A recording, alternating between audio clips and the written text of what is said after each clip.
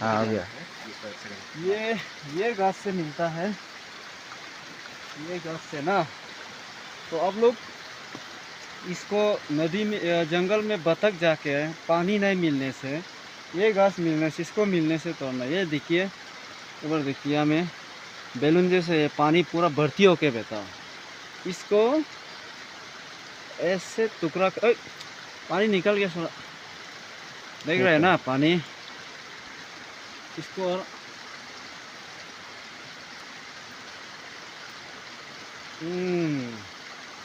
ये pure mineral water है।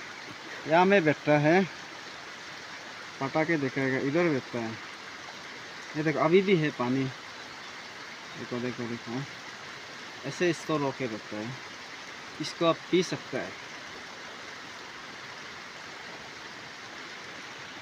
Pure mineral water.